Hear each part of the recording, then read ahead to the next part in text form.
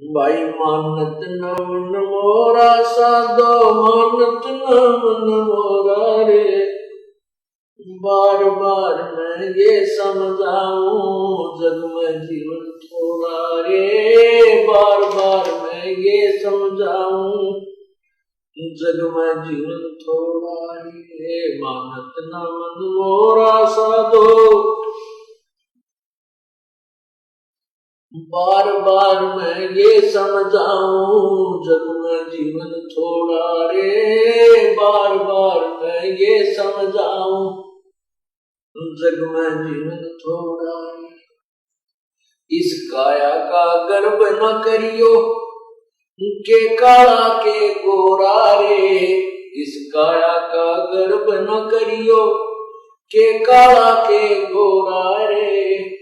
बिना भजन कछु काम न आव चाहे, एतर छड़को चारों ओरा रे। बिना भजन कछु काम न आव चाहे, अतर छड़को चारों ओरा रे। मानत न मन मोरा साधो, बार बार मैं ये समझाऊं जग में जीवन थोड़ा रे। बार बार मैं ये समझाऊं जग में जीवन थोड़ा रे। इस माया का गर्व न करियो के हाथी क्या घोड़ा रे। इस माया का गर्व न करियो क्या हाथी क्या घोड़ा रे। जोड़ जोड़ धन बहुत बटोरा, लाखों और करोड़ा रे। जोड़ जोड़ धन बहुत बटोरा, लाखों और करोड़ा रे। मानत न मन मोरा साधो, बार बार मैं ये समझाऊं जग में जीवन थोड़ा रे। बार बार मैं ये समझाऊं जग में जीवन थोड़ा। दुविधा दुर्मति चतुराई में जन्म गया नर तोरा रे। दुविधा दुर्मति चतुराई में जन्म गया नर तोरा रे। अब भी आने मिलो सत्संग में, करो गुरु ज्ञान पे गोरा रे। अब भी आने मिलो सत्संग में, करो गुरु ज्ञान पे गोरा रे।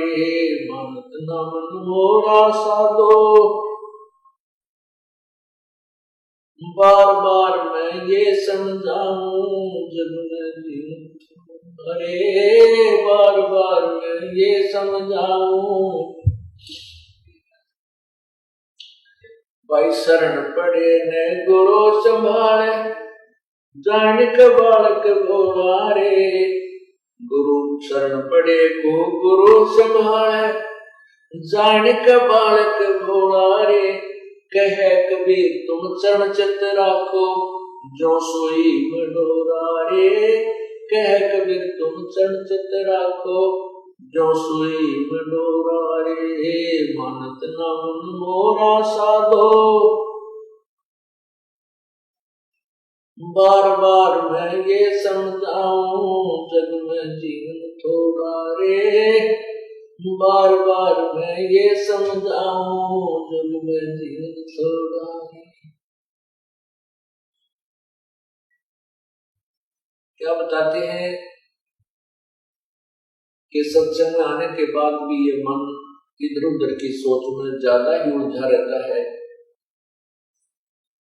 उसको याद दिला जाता है कि इस काया का गर्व न करिए, भाई के काला के गोरा रे।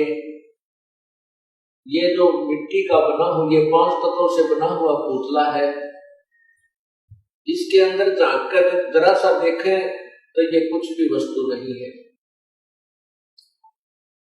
इसकी शरीर की नाड़ियों में खून घूम रहा है, रक्त चल रहा है, मांस हड्डियों के ऊपर मांस लपेट रखा है, अंदर शरीर में थूक, टट्टी, पेशाब और सारा गंध भरा पड़ा है। हमारे शरीर की क्या स्थिति है? जैसे आपने एक्सीडेंट के अंदर कोई कुत्ता मरा हुआ देखा हो रोड के ऊपर, उसकी आंत कितनी दूर तक बिखरी पड़ी होती है, उसके अंदर से टट्टी और पेशाब उसका अलग से पड़ा होता है, और शेष शरीर का जो मांस, हड्डी और चाम तो इधर उधर सड़क के चिपका हुआ होता है। तो उससे अपने शरीर की तुलना कर लेना बिल्कुल अंतर नहीं। तो इस भगवान ने इसके ऊपर सब ये कुछ अंदर भरकर और ऊपर ये पालिश कर रखी, किसी का काली पालिश है, किसी का गोरी है, अंदर सेम मटेरियल है। तो यहां बताते हैं इस काया का गर्व न करियो के काला के गोरा रे, इस काया का गर्व न करियो के काला के गोरा रे, भाई बिना भजन कछु काम न आवे चाहे, एत्र छिड़को चार ओरा रे, बिना भजन कछु काम न आवे चाहे, भजन कछु काम न आवे चाहे, इत्र छिड़को चार ओरा रे। इस शरीर के ऊपर कितना तो बढ़िया पाउडर छिड़क लो, कितना सुगंधित वस्तु तेल इसका मालिश कर लो, कोई बात नहीं, भाई सफाई शरीर की आवश्यक होती है, नहाना है, साबुन ला लो, वो बात अच्छी है। लेकिन भगवान नहीं भजा, परमात्मा को याद नहीं किया, तो इस मिट्टी का कोई लाभ नहीं, ये व्यर्थ है। फिर हम दूसरा गर्व करते हैं, गर्व में कार हो जाए, कोठी हो जाए। पहले घोड़े, आज तक तो कार, पहले घोड़ा जिसके घर में होता था एक रिच मैन माना जाता था, वो एक साहूकार व्यक्ति माना जाता था। जैसे आज जिसके घर में कार हो वो धनी व्यक्ति मान लिया जाता है। तो परमात्मा बताते हैं कि इस माया का गर्व ना करियो कि हाथी के घोड़ा रे, और जोड़ जोड़ जन बहुत बिटोड़ा, लाखों और करोड़ा रे। अब परमात्मा के नाम बिना यह जोड़ा जड़ा धन ऐसे व्यर्थ हो जाता है। कैसे? एक समय की बात है, अब देखो पुण्यात्माओं, जो हमारे अनुयायी हैं, जब से इस दास को आज्ञा हुई है परमात्मा की महिमा गुणगान करने की, उसी समय से सत्संग सुनते हुए आ रहे हैं। और सत्संग में वही बातें होती हैं जो प्रभु की महिमा की प्रतिदिन गाई और सुनाई जाती है, उन्हीं को बार बार सुनाया जाता है, उन्हीं के विषय में आपको प्रेरित किया जाता है, सावधान किया जाता है और परिचित कराया जाता है प्रभु की महिमा से। तो आपको प्रति बार, जितनी बार भी आप सत्संग सुनते हो और परमात्मा की महिमा कथाओं के माध्यम से सुनाई जाती है, यदि आपको अच्छी लगती है तो आप बहुत ही अच्छी भक्ति कर रहे हो, आपके अंदर परमात्मा की चाह है।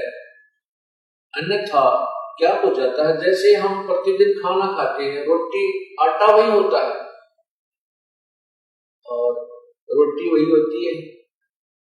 यदि आप स्वस्थ हैं तो वही रोटी, उसमें दाल सब्जी का थोड़ा बहुत फेरबदल हो जाता है।